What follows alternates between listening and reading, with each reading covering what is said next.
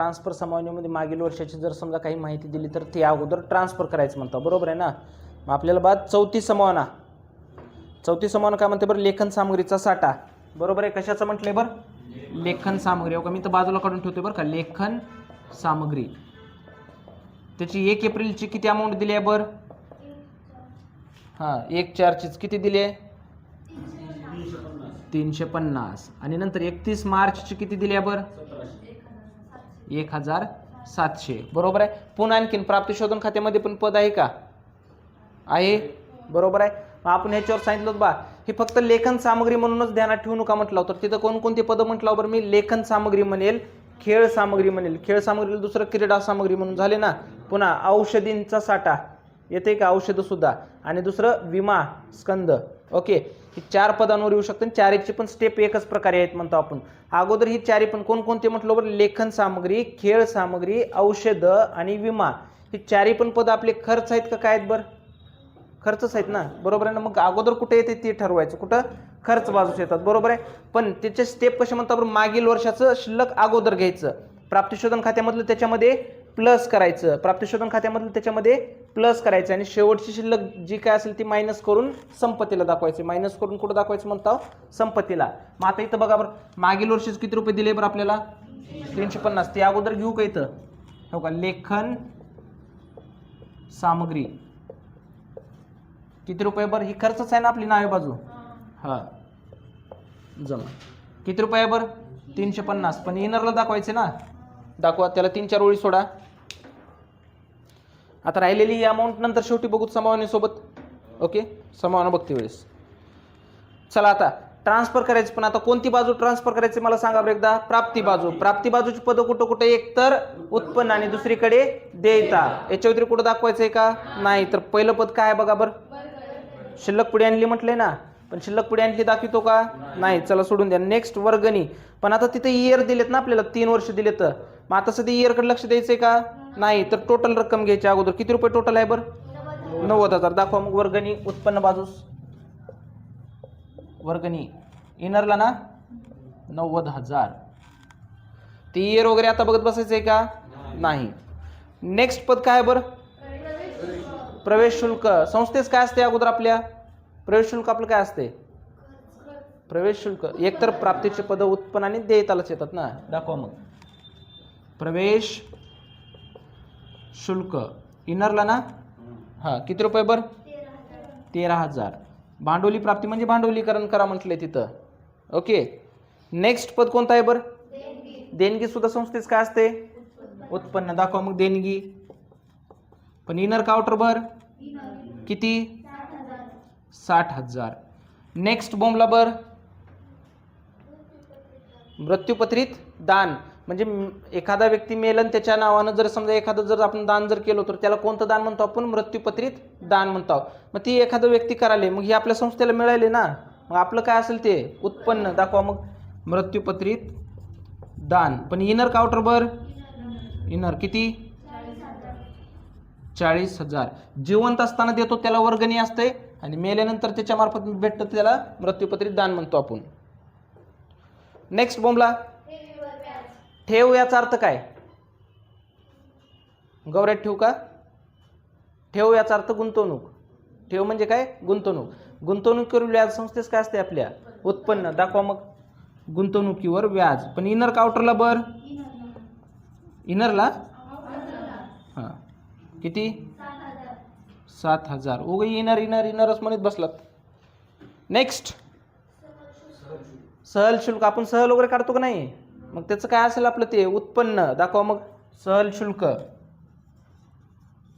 सहल शुल्क inner counter बर किती 10,000.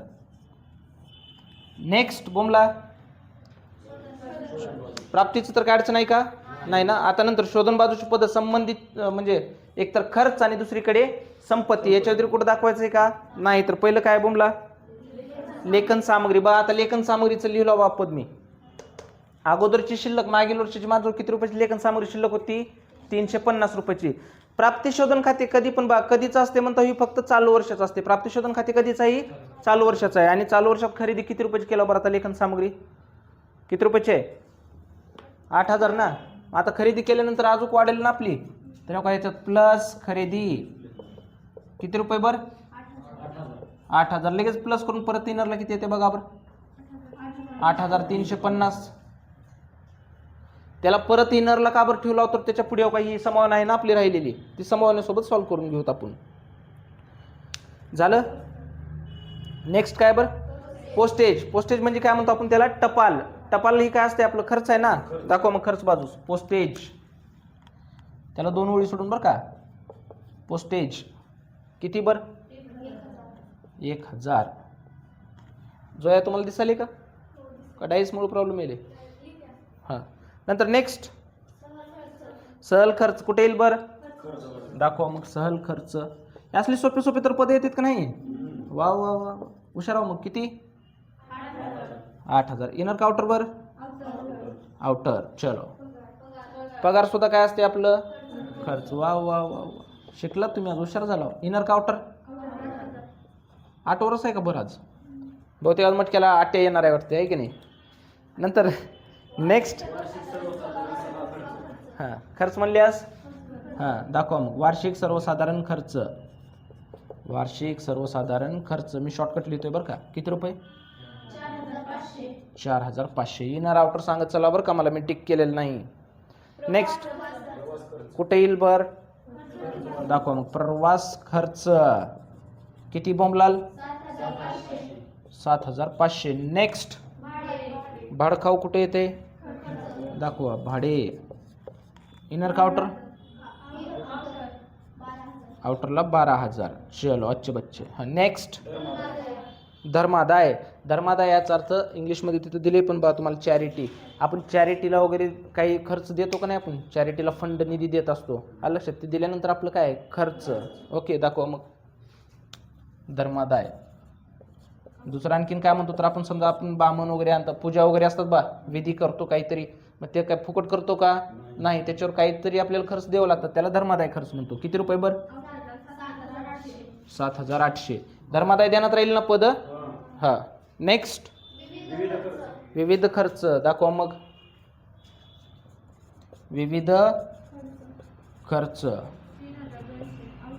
3,200 आउटर. हां नेक्स्ट हां मुदत ठेव. मुदत ठेव काय असते आपली संपत्ती. दाखवा मुदत ठेव किती इनर काउंटर 1,10,000. चलो अच्छा बच्चे.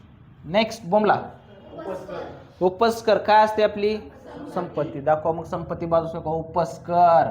पण इनर काउंटर किती 50,000.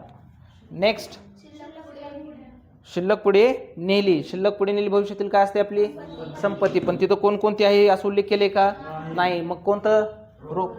चला रोख तर रोख. बँक जरी लिहिला तरी काय हरकत नाही बरं का. किती रुपये बरं 7,000. अजून काही करायला का बघा बरं चापचून एकदा ट्रान्सफर नाही ना. चलो आता समावना बघायच्यात पण अगोदर कोणते गुपित समावना बघायच्यात ना. इयरचे वगैरे दिले असतील किंवा कंसामध्ये दिले असतील. मग अगोदर इयरचं सॉल्व्ह करू. इयरचं कोणतं आहे सांगा बरं मला. वर्गणीचा इथं लिहू का. ओके अच्छे बच्चे वर्गणी. हां त्यांची इयर सांगा बरं 2018-19ची किती आहे ओके 5,000. चला अजून 19ची किती आहे 83,000. हां अजून 20-21ची किती आहे 2,000. आणि अशी टोटल सगळी मिळून आउटरला किती दिली आहे बरं 90,000. मग 90,000 का ट्रान्सफर करते वेळेस अगोदर दाखल लाव ना. बरोबर आहे ट्रान्सफरमध्ये तर येते ना. चला आता लक्ष द्या. आपलं वर्ष कधी संपले बरं 31 मार्च 2020ला. बरोबर आहे. म्हणजे चालू वर्ष कोणतं आहे बरं आपलं 19-20 आहे. बरोबर आहे ना. 2019-20 जर चालू आहे तर मागील वर्ष कोणतं असेल बरं आणि पुढील कोणतं असेल 20-21. हे लक्षात राहते ना. म्हणजे बघा इथं बघा. आणि कधी कधी असं ठोकताळा लावत बसाल जी जास्त रक्कम असते तीच चालू वर्ष असते असं लावू नका बरं का. इयर्सनुसार लावा. मग आता बघा इथं कोणतं आहे बरं आपलं चालू वर्ष 2019-20 आहे. बरोबर आहे. मग आता 18-19 कोणत्या वर्षाचं आहे मागीलचं नेहमी प्लस करतो का मायनस दुसऱ्या पीठ दाखवतो का नाही. चल दाखवा मग मायनस मागील. किंवा इथं शब्द कोणतं दुसरं वापरू शकतो आपण 18-19 हां किती 5,000 दाखवलो कळकाली का दुसऱ्या पेट दाखवू का नाही आता नंतर याच्या पुढलं बघा बरं आता पुढील वर्ष सुद्धा प्लस करतो का मायनस करतो म्हणतो मायनस पण त्या दुसऱ्या पेट दाखवावं लागते ना अगोदर मायनस करू तर करा बरं अगोदर पटशिरा मायनस नाहीतर ती मायनस करायला सुद्धा विसरून जाईल आपल्याला आहे की नाही मायनस पुढील फक्त अच्छा 2,000 मग आता मागील आणि पुढील पण मायनस केल्यास इनरला परत किती येते बरं 83,000 कसं येते लक्षात तर येते की आता ओके मग आता पुढीलचे नेहमी किती इफेक्ट होतात म्हणतो आपण 2 हे सध्या कोणत्या संदर्भात आहे बरं खर्चाच्या संदर्भात आहे का उत्पन्नाच्या संदर्भात आहे तेव्हा ही खर्च आहे आणि ही उत्पन्न म्हणजे कोणत्या संदर्भात आहे उत्पन्नाच्या संदर्भातलं जर कुठलंही पद असेल ते शिक्षण शुल्कवर असेल किंवा वर्गणीवर असेल पुढील वर्षाचं उत्पन्न असेल तर ती मायनस करून परत द्यावं लागते म्हणून कुठे येते बरं ती देयताला दाखवा मग इथं पूर्वप्राप्त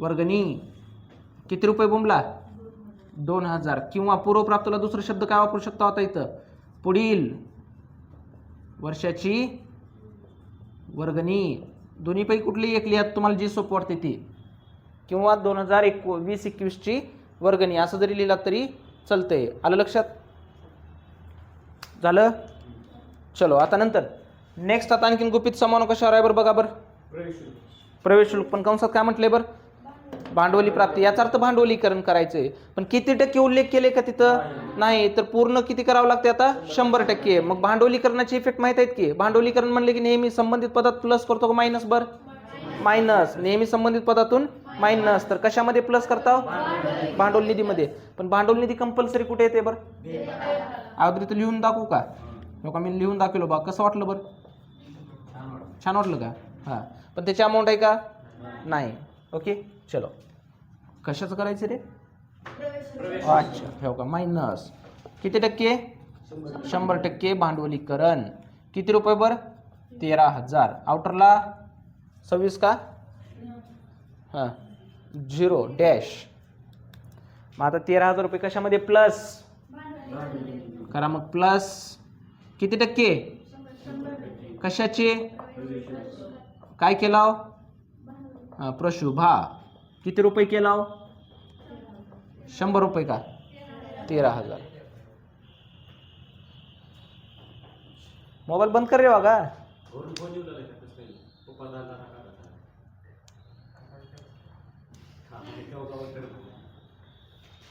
जा भाऊ जा बोल जा आता पप्पाचं म्हणल्यावर आता काय बोला येईना मला जा दमानी माझ्या संसारातलं वाटोळ करायलाच काय चला झाले इथपर्यंत आता बघा आता आपल्याला कोणती संभावना क्रमांक 1 एवढेच होते ना आपले गुपित संभावना हा आता संभावना क्रमांक 1 काय म्हणते वाचा बरं चालू वर्षाची अप्राप्त वर्गणी अप्राप्तचा अर्थ काय म्हणता त्याशी लिहून दिलो बघा माय कसको हा काय म्हणतो अप्राप्तला येणे बाकी अजून मिळाले का नाही बरोबर आहे ना मग येणं म्हणल्या संबंधित पदात काय करता प्लस अप्राप्त किती रुपये 7,000 मग 7,000 प्लस केल्यास आउटरला किती येते बरं 90,000 90च येते ना हां आता ये नाही आणखीन मिळाले का नाही तर मिळाल्यानंतर भविष्यातील काय असेल संपत्ती दाखवा मग इथं अप्राप्त पण कशाचा आहे वर्गणी किती बोंबला बर 7,000 दाखवलो पुसू का ओके तुम्ही म्हणावून मी ऐकाव नेक्स्ट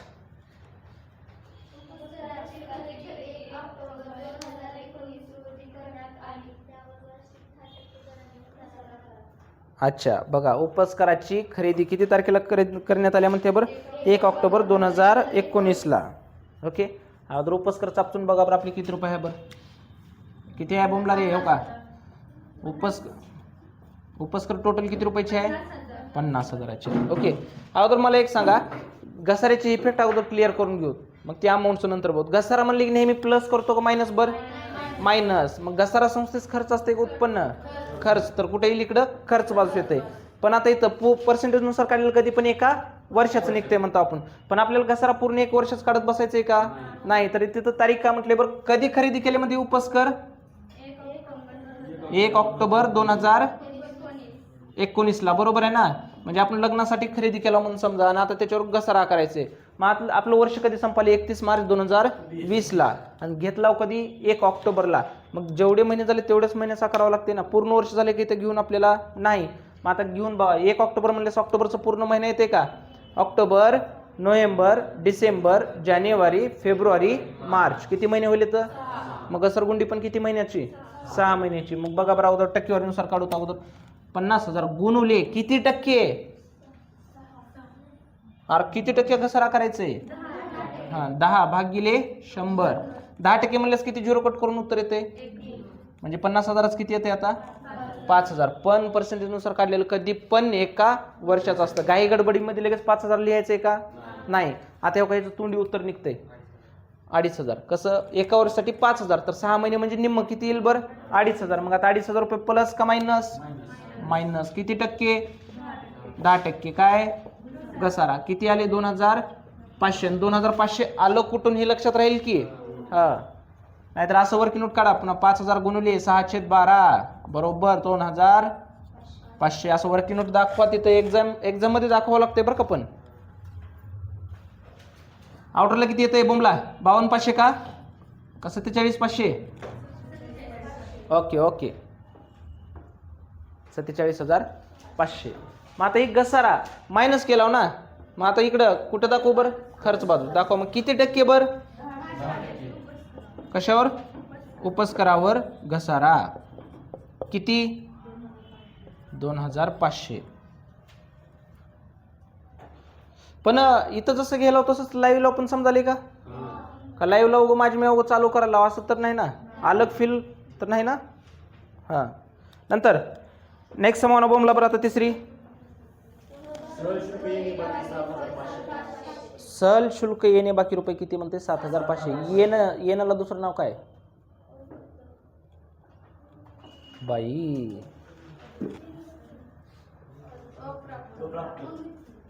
दत्त म्हणलो अगोदर आहे का? मायचन. अच्छा माझे कान पडदे वाजले मग बहुतेक आहे का नाही बा. येणं म्हणल्यास शब्द काय वापरतो आपण त्याला? अप्राप्त. आणि अप्राप्त म्हणल्यास नेहमी प्लस करतो का मायनस करतो? प्लस. करा मग प्लस. कशामध्ये बरं? सहलचं ना. प्लस अप्राप्त किती बरं? 7,500. मग प्लस करून आउटरला किती येते बघा बरं? 17,500. मग येणं भविष्यातील काय असते बरं? दाखवा मग. अप्राप्त पण कशाचं आहे बरं? सहल शुल्क. किती? 7,500. कळकाले तर की? कळकत नसेल तर सांगत चला. चिचा खात जावा मग कळकत आहे. झालं? चलो. पिंपरी वाचा बर.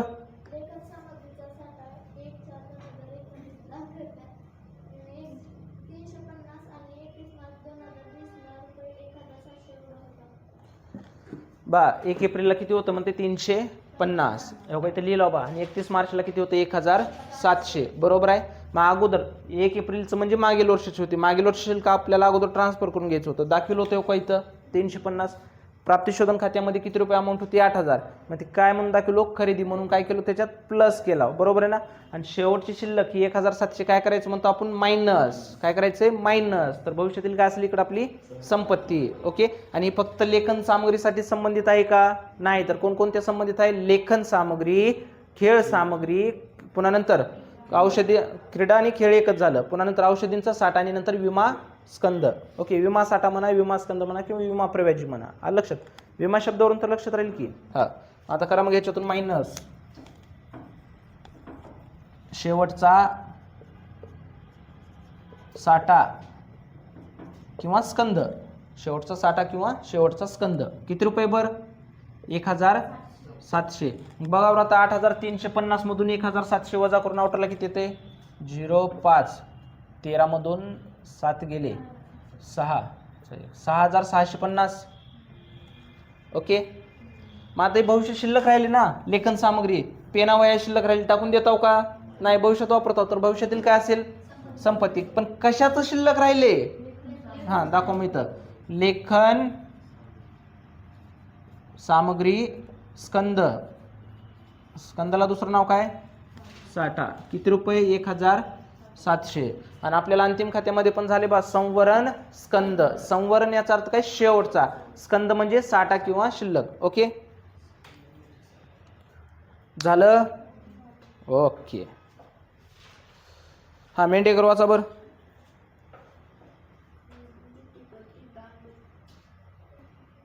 बस जाते बघा असं केल्यास. पटपट वाचायचं. हा वाचा. बा काय म्हणते बर? मृत्यूपत्रित दानापैकी किती म्हणते? 50% रकमेचे आणि देणगीच्या संपूर्ण रकमेचे भांडवलीकरण करा. ओके. भांडवलीकरण म्हणले की नेहमी प्लस का मायनस? हा बरं चला संबंधित पदातून मायनस. संबंध ठेवायचेच म्हणा आहे का नाही? न संबंध ठेवता पण सांगता आलं असते की संबंधित पदातून मायनस. तर भांडवल निधीमध्ये प्लस. बरोबर आहे ना? मग आता पहिलं आता एकेकाचं बघू चापचून. आता पहिलं काय आहे बरं? मृत्यूपत्रित दानाचं किती टक्के म्हटले? 50%. चल तू संबंधित ठेवलास ना, मृत्यूसोबतच ठेवलास राव तू बी. खरा मायनस 50% भांडवलीकरण. आता 40,000चं 50% 50-50 किती होतंय? 20,000. 20 मायनस केला सावटरला पण 20च येईल का? हा. आता 50% भांडवलीकरण मायनस. तर संबंधित पदात काय करायचं? तिकडं प्लस. म्हणजे संबंधित कोणता आहे? कशात प्लस? हा करा मग. प्लस पोलिओ किती टक्के? 50%. मृत्यूपत्रित देणगीचे भांडवलीकरण मृदेभा. ओके किती? 20,000. झालं? झालं का रे पिंट्या? हा. आता नंतर आणखीन कशाचं आहे बरं? देणगीचं ना. देणगीचं किती टक्के आहे बरं? संपूर्ण. मग करा मग आता 100% प्लस का मायनस?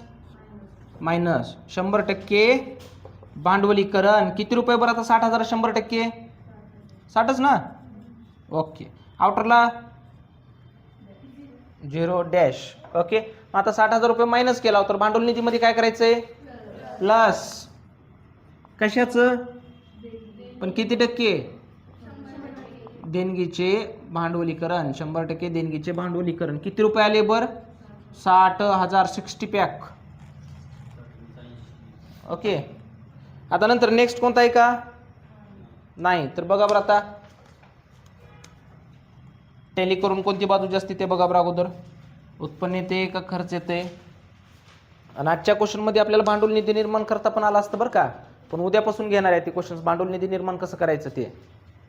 चला ना. जमाची तर सर्वांची आली आहे. ओके. पण जमाची मला असं बी डाऊट आहे की तिथलं बघून सांगितलं बी असेल. नाही ना? विश्वास आहे. विश्वास आहे. विश्वास आहे. हा तू तेवढंच कर. 6,650. चला लक्ष द्या इकडे. चला पटशिऱ्या. पुन्हा नंतर किती आहे बरं? 1,000 आणि 8,000. 9,000. 9 आणि 8 17. 17 आणि 4,500. 17, 18, 19, 20, 21. 21,500. ओके इथपर्यंत घेतलो. आता नंतर 7, 500 आणि 12. 12 आणि 7 19 आणि 500 म्हणजे 19,500. लक्ष द्या रे इकडं मुली पण. पुन्हा नंतर 7,800 आहे ना. 7 आणि 3 10. 8 आणि 2 10 म्हणजे 11,000. पुन्हा नंतर किती आहे? 2,500. मी किती फास्ट मध्ये आकडे घेतले होते. आता बघा 0 0 0. ओके. 5 अशी 5. पुन्हा नंतर 6 आणि 5 किती? 11. 11 आणि 5 16. बरोबर आहे. 16 आणि 5 21 ला 1. हातच्याले 2. नंतर 6 आणि 2 8. 8 आणि 1 9 आणि 9. 18 आणि 1 19. 19 आणि 2. 19 आणि 2 किती बरं? 20. 21. 21 ला 1. हातचा आला परत 2. 2 आणि 2 4 आणि 5 आणि 1 6. 61,150. कुणाचा आले बरं? ओके. अच्छा तुम्हाला तिघांना. पण अगोदर ते चालतं आहे की नाही? असं आहे का? बघा कोणती बाजू जास्त आहे ती दोन्ही साईडला पटशिऱ्या लिहा बरं. 1,34,500 लिहा मग पटशिऱ्या. 1,34,500 दोन्ही साईडला 1,34,500. त्याच्यातून किती मायनस करायचे आता? 61,150 ना. 1,34,500 मधून 61,150. कधी पण बा पुस्तकात बरोबर असते असं समजून चालू नका बरं का. कॉन्फिडन्स लेवल वाढवण्यासाठी स्वतः तयारी करा. 0 10 मधून 5 गेले 5. हाचा 1. 5 मधून 2 गेले 3. पुन्हा 4 मधून 1 गेलं 3, पुन्हा नंतर 3 मधून 6 जात नाही तर 13 मधून 6 गेले 7, 7च राहतात ना. किती आलं बरं 73,350. आता 73,350 कोणत्या साईडला लिहायचं सांगा. कोणती बाजू कमी होती? खर्चाची. नावे बाजू कमी होती तिकडल्या साईडला लिहा मग 73,350. ओके त्याला नाव द्या हां कंसात. गुड. व्याख्या ध्यानात राहील ना वाढाव्याची. वाढावा म्हणजे काय? उत्पन्नाच्या खर्चावरील अधिक म्हणजेच वाढावा होय. मग आता वाढावा आलं तर भांडवल निधीमध्ये प्लस का मायनस? प्लस. वाढावा किती बर? 73,350. आजचं क्वेश्चन कळकलं ना? ओके.